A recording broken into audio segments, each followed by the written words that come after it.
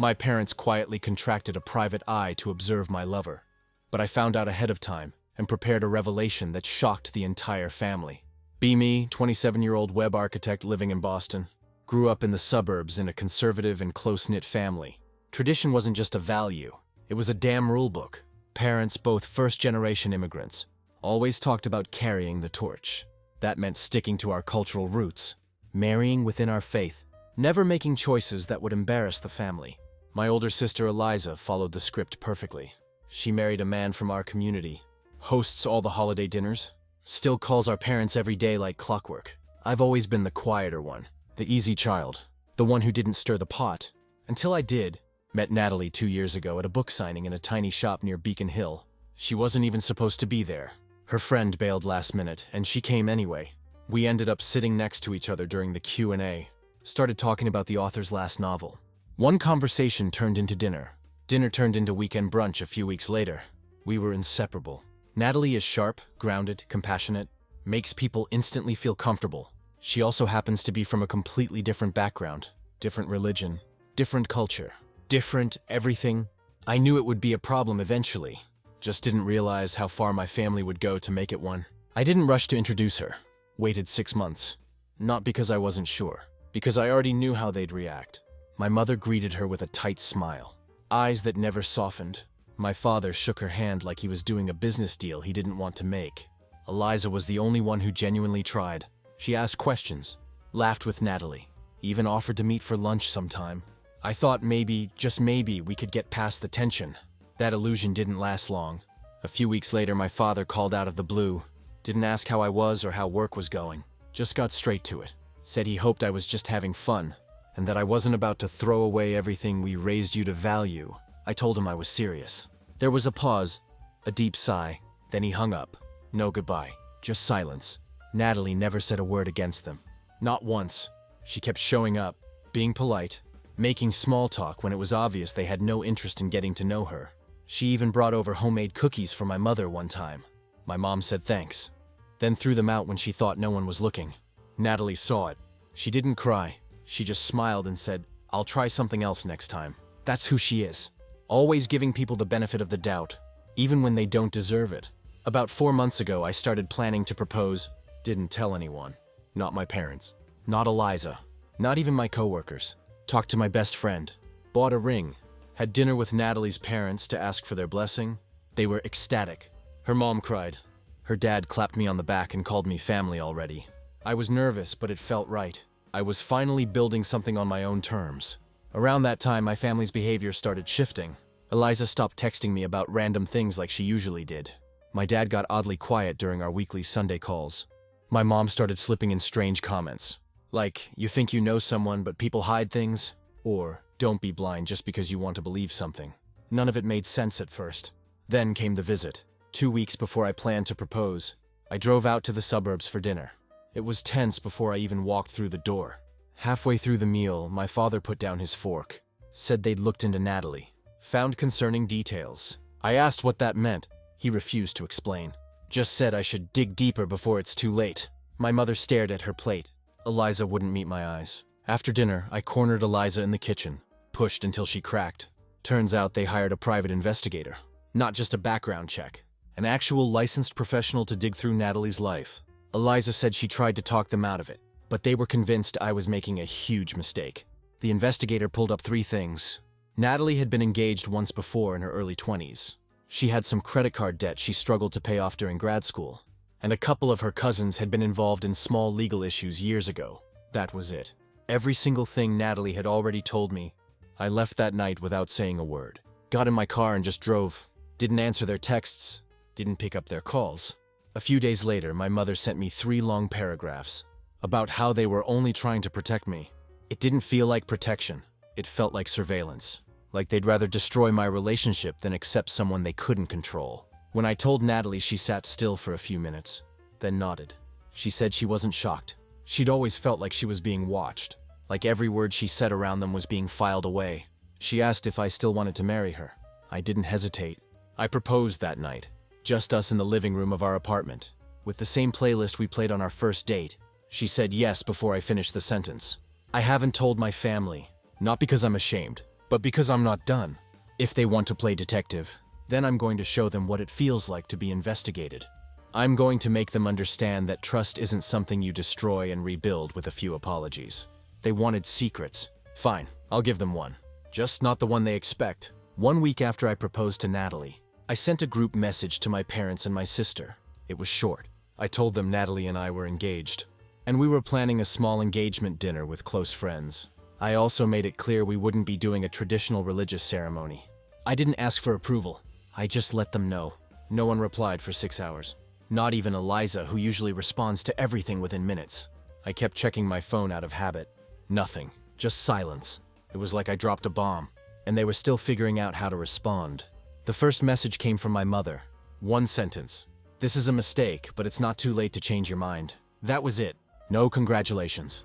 No questions. No curiosity. Just judgment. After everything they had already done behind my back, it still caught me off guard how cold she could be. My father didn't text. He called. When I picked up, he didn't even say hello. He got straight to it. Said I was turning my back on the family. I didn't argue. I told him what he did. Hiring a private investigator to dig into Natalie's life was invasive, manipulative, and something I couldn't forgive. He didn't deny it. He just said he was acting as a father. I told him if that's what fatherhood meant to him, then maybe it was better we kept some distance. He hung up. Later that night, Eliza messaged me privately. She said she didn't know what to say. That she liked Natalie, she really did. But she felt stuck. Our parents had made their expectations clear, and she didn't know how to be loyal to both sides. I told her she didn't have to choose a side. She just had to be honest. She didn't respond. After that, Natalie and I had already booked a small restaurant for an engagement dinner. Just our closest friends and her family. We were still finalizing the guest list. I had originally left a few spots open in case something changed with my family. But after that week, I made a decision. I told Natalie I wasn't inviting them. Not unless something changed drastically. She nodded and didn't ask questions. That's one thing about her. She lets people show who they are without trying to force anything. I sent another message to my family. This time I didn't leave things open-ended. I said that until they could respect my relationship and our boundaries. I would be taking some space. I didn't want updates, opinions, or advice. I just wanted peace. About 3 days after that message, Natalie noticed someone new at her gym. A man in his late 30s who signed up for a trial class, but didn't seem interested in actually working out. He made small talk during cooldowns, then started asking questions that didn't match the conversation. He asked if she lived alone, if she and her roommate had plans to get married. She didn't answer, and told the staff later that something felt off. They shrugged it off as someone being awkward, but it stuck with us. The next day, Natalie stopped by her usual bookstore near our apartment. A woman came up to her while she was browsing and asked if she used to go to a certain university. Natalie said yes, and the woman said they had a class together years ago. That part checked out.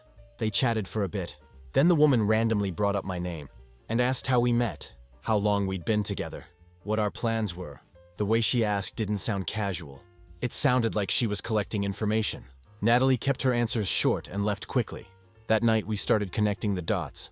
These weren't just coincidences. Someone was still trying to gather details. Details we hadn't shared publicly, not even with most friends. It didn't feel like the original investigator. This was messier, more obvious. Either they hired someone new, or someone in my family was asking friends or acquaintances to run into Natalie and poke around. I called Eliza. I didn't accuse her of anything, but I told her what had been happening. She sounded genuinely shocked and said she didn't know anything about it. I believed her, but I also told her I was done sharing anything personal, unless I could trust that it would stay between us. She didn't argue. She just said, okay. Even with all this happening, Natalie never once asked me to cut my family off. She didn't push me. She said she would support whatever I needed to do, even if that meant giving them another chance. But I had already made up my mind. I called my parents and left a voicemail. I said they would not be invited to our wedding, unless they gave a full apology, not just to me but to Natalie, and promised to stop with the spying, the manipulation, and the control. The next day I got an email from my mother. It was long, at least 5 paragraphs, but it wasn't an apology. It was a justification. She said Natalie was hiding things. She said it was their responsibility as parents to protect their children from being misled. She even mentioned how they'd heard things from concerned community members. No names, no proof, just vague warnings and gossip disguised as concern. I replied with 1 sentence. You can either be part of our future or live in the past without us. And then I blocked both of them. Phone, email, everything. Because if they wanted to play games with our lives, they weren't going to do it while still having access to mine. The private investigator my parents hired worked for a mid-sized firm based just outside the city. I got the name during a phone call with my sister, a name she let slip while trying to defend them. I pretended not to notice at the time. A few days later, I started digging. If they wanted to run background checks on my fiancé, I could do the same. The firm wasn't hard to find. I called using a fake name, told the receptionist I was interested in having someone looked into before a major investment. She explained their services like it was routine. Background checks, social media analysis, interviews with known associates. Then she mentioned almost offhandedly that they'd recently worked on a relationship case for concerned parents. That was all I needed to hear. I reached out to a lawyer friend from college to ask what I could and couldn't do. He made it clear digging into someone's past wasn't illegal, as long as you didn't use the information to harass or defame them. But if someone used personal information to threaten or manipulate another person, that was a different story. It wasn't enough to sue, but it was enough to raise eyebrows. That's when I told Natalie what I was planning next. I wasn't looking to ruin anyone. I just wanted to level the playing field. I said I wanted to run my own check, this time on my parents. She was hesitant at first, but when I explained what I was looking for, patterns, leverage, clarity, she gave me the green light. I started with public records. My father once co-owned a construction business that dissolved after a quiet settlement with a partner. No lawsuits, no headlines. But I found a financial agreement buried in county records. That hinted at mismanagement of client funds. Nothing criminal. But it didn't reflect well on someone who constantly talks about integrity and accountability. My mother's history was even more interesting. When she was in her 20s, she had a 5-year gap in contact with her own family. I found an old newspaper clipping from a wedding announcement, where her name was mentioned as a estranged daughter not in attendance. It was vague, but enough to show that her current moral high ground had some cracks. Then I called my cousin Victoria. She left the family years ago after marrying someone outside the culture. We hadn't spoken in a long time, but she picked up on the first ring. I told her what happened. She wasn't surprised. She said my parents pulled the same thing with her. Calls to her in-laws, sudden surprise visits, even questioning the legitimacy of her husband's job. Eventually she blocked them. She never looked back. That's when it all made sense. This wasn't about Natalie at all. It wasn't about religion or tradition or values. It was about control. My parents had always been able to push people around with guilt and silence. The moment someone resisted, they panicked. Natalie didn't beg for acceptance. She stayed firm, and that made them furious. One evening, Natalie handed me a letter she had written. It wasn't long, 2 pages. She wrote about what family meant to her. She wrote about respect, about how she wouldn't tolerate being treated like a threat. It wasn't angry. It wasn't soft either. It was clear and direct. She asked me to deliver it. The next day I drove to my parents' house. My father opened the door, saw the envelope in my hand, and shook his head. He didn't speak. He just stepped back and closed the door. I left the letter on the doorstep and walked away. A week went by with no reply. Then Eliza called. She said our parents were disgusted by the letter, that they thought it was a power move, that Natalie was manipulating me. I didn't say much. I just listened. When she finished, I told her, I hope she saw the difference between speaking honestly and playing games. She didn't answer. After that, 3 days later, Natalie and I went to the courthouse. No photographers, no big moment, just us, a witness and a judge. We signed the papers. We held hands. We walked out married. We're still planning a ceremony with our friends later. Something small and personal. But we didn't want to wait anymore. We didn't need anyone's permission. We already had everything we needed. And now I'm not done, because while they've been busy trying to tear Natalie down behind the scenes, I've been preparing something of my own. Not revenge, just truth. They like to control the narrative, but this time I'm writing it. My aunt, the only relative who still occasionally checks in, called midweek. She kept the conversation light, asked about work, made a few offhand comments about the weather. Then she paused and said a coworker had shown her a picture from a friend's dinner party. Natalie was in the background, smiling, wearing a ring. My aunt asked if there was news, her tone already hinting she knew the answer. I didn't confirm. I didn't deny. I changed the subject and got off the call 5 minutes later. The next morning, Eliza called. She wasn't calm. She went straight into questions about the photo and why she hadn't been told. I told her it was intentional. She said I was being cruel and selfish, but I'd excluded the one person who tried to stay neutral. I reminded her she wasn't neutral when she kept my parents spying a secret. She hung up without another word. That same afternoon, an email arrived from my mother. 5 long paragraphs about betrayal, shame, and how I was tearing the family apart. She called our marriage a mockery and said I had humiliated the entire family by skipping the traditions they built their life around. I didn't reply. 2 days later, Natalie received a letter at our apartment. No return address. It was typed with no signature. The wording was careful at first. Comments about family disappointment, concern. Then it turned ugly. It called her manipulative, accused her of robbing me of a real future, and said she had infected our bloodline.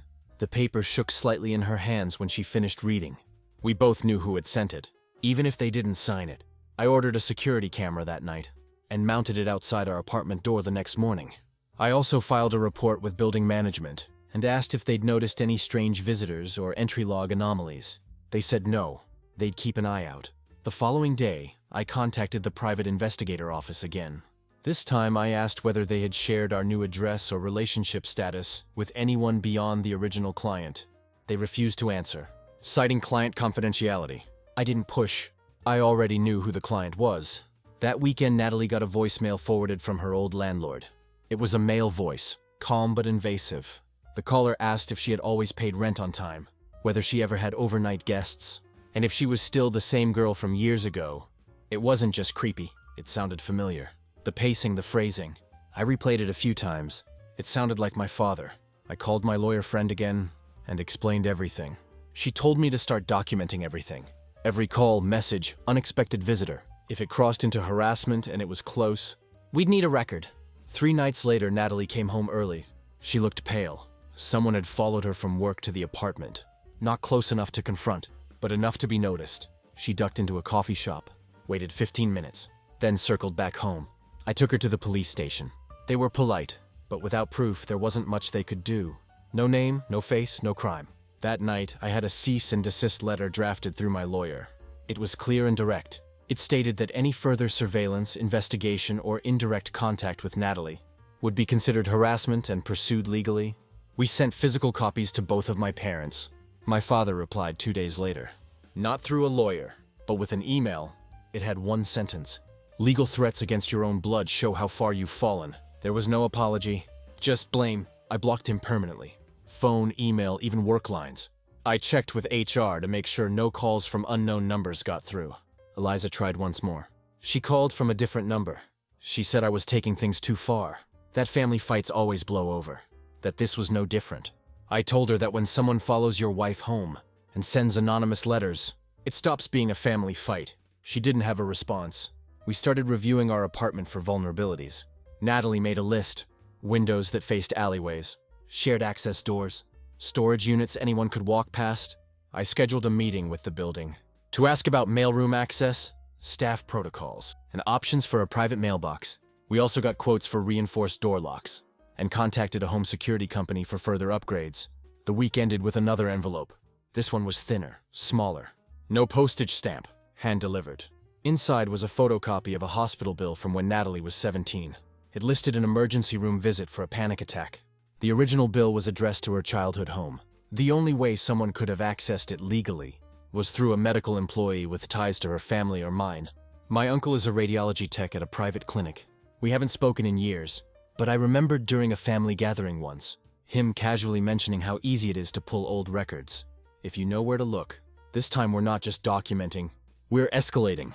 I've always been methodical, whether debugging code at work or unraveling systems. So when my family spent months invading Natalie's life, I knew exactly where to begin. I started pulling threads quietly, not for revenge, but to finally understand the people I'd once trusted. I contacted a friend from college who now works in records access.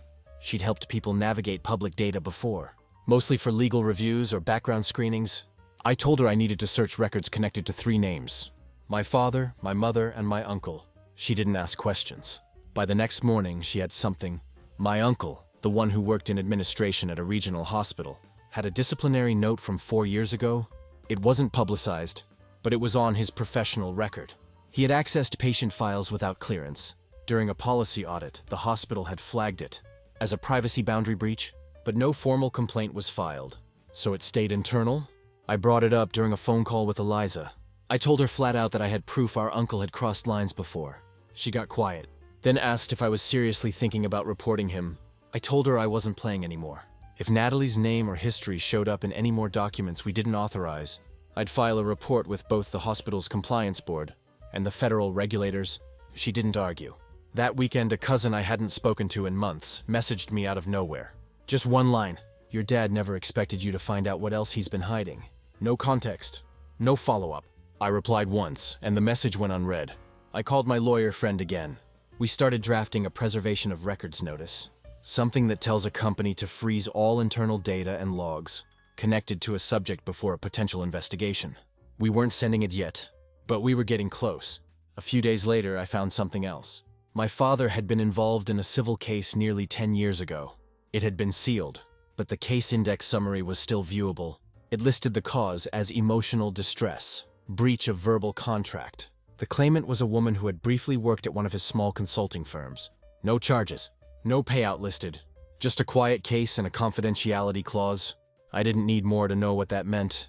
The same man who lectured me about family honor, who had sent emails about shame and legacy, had paid to bury something. Maybe not criminal, but definitely personal. Natalie read the summaries without flinching. She didn't want to back off. She wanted to keep going. Her words were clear. "If they're going to keep watching us, we'll make sure they know we see them too." I made one final call to my uncle. I asked if he'd accessed Natalie's records. He laughed once, then went silent. When I mentioned the past reprimand, he hung up. 2 hours later, I got an email from an address that had no name attached to it. The subject line was blank. The message just said, "You need to stop digging." Eliza called again that evening. Her voice sounded tired, shaky. She said she couldn't carry the guilt anymore, and that watching our parents spiral had finally made her realize just how far they'd gone. Then slowly she told me everything. My parents had threatened to cut her out of their will. If she didn't keep tabs on us, they'd asked her to visit our apartment under the excuse of checking in.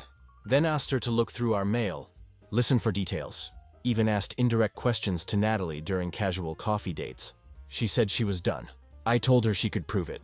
If she was serious, she needed to send them an email, clear and firm, that she would not be part of their obsession anymore. 30 minutes later, she forwarded me the message. It was short, just 4 lines. She told them she wouldn't be their eyes or ears, that she wanted no part in what they were doing. Their reply came within the hour. "You've made your choice." The shift was immediate. For the next few days, there were no strange messages, no packages, no suspicious faces around the building. Even the building staff said no one had tried to enter under our name. But it didn't feel over. A friend of mine who works in tech security reached out, unrelated to all this. During our chat, he mentioned off the record that someone had recently inquired about hiring a private security consultant for personal surveillance. He didn't say the name, but the context, the location, the phrasing. It was obvious who the client was. My father wasn't backing down. He was just changing tactics. And this time, whatever was coming, it wasn't going to be subtle. The camera we installed outside our apartment finally picked up something unusual. Around 2 a.m., a man in a hoodie stood just outside our door for 5 minutes. He didn't knock, didn't move much, just stood there, head tilted slightly like he was listening. After 5 minutes, he walked away, slow and deliberate. Without looking back once, I pulled the clip and sent it to a friend who works in private security. He called it classic recon posture. The guy wasn't just loitering. He was trying to pick up sound patterns or figure out routines. The stillness, the position near the frame, the angle of his head, it all pointed to someone trained or coached. That same afternoon, I walked around the perimeter of our building. I checked near windows, utility panels, and the alley behind the lot, near the street-facing side. Just beneath our bedroom window, I found a small black object, tucked under a loose edge of siding. I took a picture, picked it up carefully with gloves, and brought it inside. It was a listening device, not high-end, but not something you'd find at a gas station either. We had hesitated to involve the police before, hoping it would all stop quietly. But after the voicemail threats, anonymous letters, and now physical surveillance equipment, we knew it was no longer just invasive. It was dangerous. We called the police, and this time they opened a case. They bagged the device for evidence and said they would escalate it to their digital crimes division. They couldn't confirm who placed it yet, but they took it seriously. 2 days later, while cleaning out Natalie's car before taking it in for a scheduled service, I found something else. Attached magnetically to the rear wheel well was a GPS tracker. It was small, unbranded, and still blinking when I pulled it off. It hadn't been there the last time we checked her car. Whoever planted it had done so recently, and knew her schedule well enough to get close. We had downplayed it before, hoping it wouldn't escalate, but the GPS tracker crossed every line. This was no longer passive surveillance. It was targeted, personal, and dangerous. That same day, we handed everything to our lawyer and contacted the police. I packed everything: security footage, photos of the device, the tracker itself, copies of the previous anonymous letters, and handed it all to our lawyer. She prepared a filing for a restraining order against my father. It listed harassment, targeted surveillance, and emotional distress, supported with evidence we had gathered over the past month. The paperwork was submitted to the court within 48 hours. A hearing date was set. My father was officially notified by legal courier. He didn't reach out directly. Instead, his lawyer contacted mine. The message was short and careful. "This is a misunderstanding. My client only wishes to ensure his son's well-being. No denial, no clarification, just damage control." Our lawyer responded with a formal warning. Any attempt to contact me or Natalie outside official legal proceedings would be treated as a direct violation of the protective order request. She reminded them that we had evidence, and it wasn't going away. Meanwhile, my mother, who had once sent long emails accusing me of betrayal, went completely silent. No response to the filing, no attempt to reach out. Eliza said she was waiting to see what happens next, which didn't surprise me. She'd always followed my father's lead. A few nights later, Eliza called again. She told me something I hadn't expected. She had once walked into our father's office to drop off tax documents and saw an open file on his desk. It was a physical folder, thick, organized. She glanced down and saw maps printed from Google Earth, copies of old family photos from Natalie's childhood, receipts, scribbled notes. She thought it was just research for a project, until she saw Natalie's name written in black marker on the cover. She hadn't known about the tracker, but she knew now that this wasn't just paranoia. We began preparing for court. Our lawyer walked us through every step: how to answer questions without giving them an opening, how to structure testimony around patterns of behavior, and what to expect from their side. Natalie practiced giving statements, staying calm, and reinforcing the paper trail we'd built. She didn't want to sit in that courtroom, but she didn't flinch either. Then Eliza forwarded a voicemail. It came from my father, calm, slow, and too measured.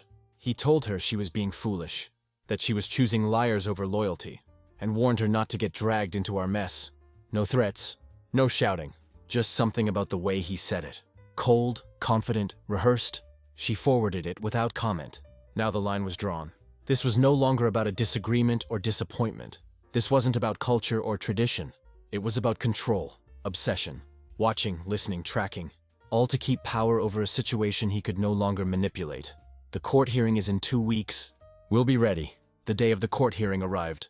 Natalie and I got to the courthouse early, dressed simply, carrying a folder thick with documentation, photos, audio transcripts, receipts, printed screenshots, and statements from witnesses. Our lawyer met us at the entrance and went over the key points one last time. We didn't look around for my father, but when he entered the courtroom with his attorney, we saw him. He avoided eye contact, sat still, arms crossed, eyes fixed on the bench. Once things began, our lawyer started with a clear timeline of what had happened. The anonymous letter, the listening device we found under our window, the man caught on camera outside our door at 2 in the morning, the GPS tracker pulled from under Natalie's car, the forwarded voicemail from my father. It wasn't just family tension. It was targeted, repeated surveillance with intent to intimidate. We submitted everything into evidence. Printed photos of the listening device, a still image from the security footage, a digital copy of the GPS data log showing tracking dates and movement, a notarized statement from our building manager about the increase in unrecognized visitors, Eliza's written declaration confirming the physical file she saw in our father's office, including names, maps, schedules. My father's lawyer countered quickly. He argued that my father never physically installed any devices, that he only acted out of deep concern for his son's well-being, that he hired a third-party investigator. Without knowing they would go to such extremes, they painted a picture of an overprotective parent, misguided by worry, not malice. The judge asked him a single direct question: why a parent would approve the use of a GPS tracker to protect their son. My father answered without hesitation. He said it was necessary to observe the pattern of influence Natalie had over me. The judge raised an eyebrow and looked down to make a note. Eliza was next. She walked to the witness stand and answered every question directly. She explained how she stumbled upon the file in our father's home office, how it included printed images of Natalie's family, notes about her previous addresses, and even timelines that tracked her daily movements. She confirmed that she had not helped gather the data, only saw the contents.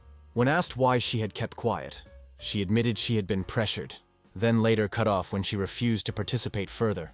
My father's attorney tried to discredit her during cross-examination, calling her emotionally unstable and implying that her recent distancing from the family compromised her credibility. Eliza didn't waver. She stuck to her answers and corrected the record when the lawyer twisted details. Her testimony stood. Our lawyer brought in one final surprise witness, my friend from college who worked in public records. She testified about the disciplinary report linked to my uncle at the hospital, the one where he accessed files without patient authorization. When she explained the policy violation and the internal memo she had viewed, my father visibly shifted in his seat. His hands twitched slightly, then clenched in his lap. Midway through a heated exchange between both legal teams, the judge interrupted. He made it clear. One more verified incident.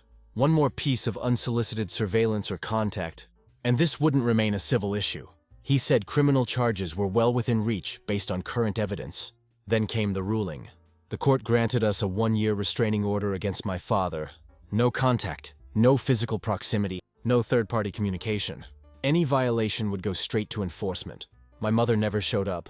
Not even a message. Not a glance through the courtroom door. Eliza later confirmed she had stayed home and hadn't commented on the hearing at all. Not before, not after. Outside the building, as everyone was gathering documents and clearing out, my father walked past us. He didn't raise his voice. He didn't make a scene. He leaned in slightly as he passed and said, "You're no son of mine." Then he kept walking, his lawyer close behind him. Natalie stood next to me, silent for a few seconds, then exhaled and said, "I feel like a weight's been lifted." We didn't go home after that. We went straight to the leasing office of our new apartment. The move had been planned quietly over the past 2 weeks. We picked a building in another part of the city, with stricter security, closed parking, and private mail handling. We gave no forwarding address, told our old building not to forward anything to anyone, even family. 2 days later, we packed the last few boxes.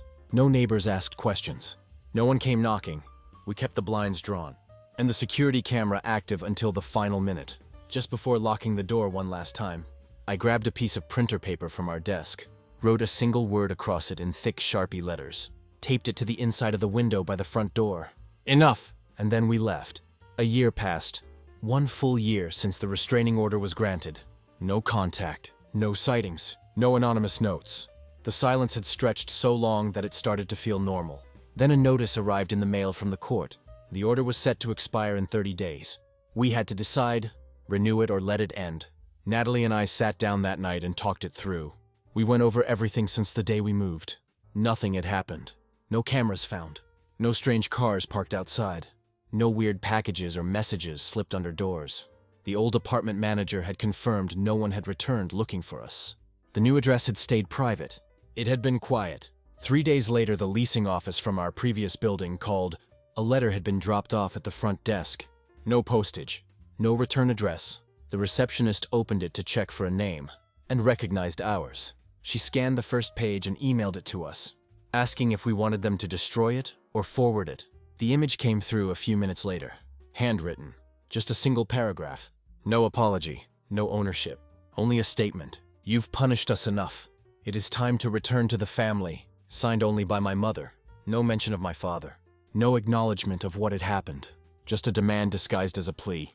Natalie looked at the screen, walked over to the printer, and ripped the paper in half as it came out. She dropped it straight into the trash. "That woman never protected me," she said. "She let him come after us and watched it happen. We chose not to renew the restraining order, not as a sign of forgiveness, but because we no longer felt like we were waiting for something to happen. We weren't hiding anymore. We were done." A week later, Eliza sent a message. The first in months, she said our father had withdrawn almost entirely. He didn't talk about Natalie or me anymore. When relatives brought up my name, he acted like I didn't exist. He wasn't angry now, just quiet, bitter, isolated. She only visited occasionally, and even then their conversations were surface level. He trusted no one, not even her. Another update came from my lawyer friend. She kept her ear to the ground in the hospital circuit. My uncle, the one who pulled Natalie's medical record, was no longer employed. It wasn't public. There was no lawsuit, no HR scandal, but he was quietly removed from staff. Gone. Someone must have pushed the right buttons behind the scenes. News of my father trickled in through mutual contacts. former business partners, extended relatives, neighbors from the old community. He had become increasingly paranoid, stopped canceling events, stopped attending gatherings, spoke vaguely about betrayal, and said the world had changed too much. He locked down his home office, didn't answer the door unless he expected someone. Whatever grip he thought he had over me, it was gone. Natalie's life, meanwhile, was taking off. She launched a wellness program through the clinic where she worked. Within months, it was full. She hired 2 assistants. Clients started recommending her to their networks. She was finally doing work she loved, free of fear, free of being watched. We traveled. We explored new places without looking over our shoulders. We spent time with her family, who never once questioned our boundaries. We started hosting dinners, building new traditions with people who brought food, stories, and laughter. Instead of judgment and surveillance, I started therapy, quietly at first.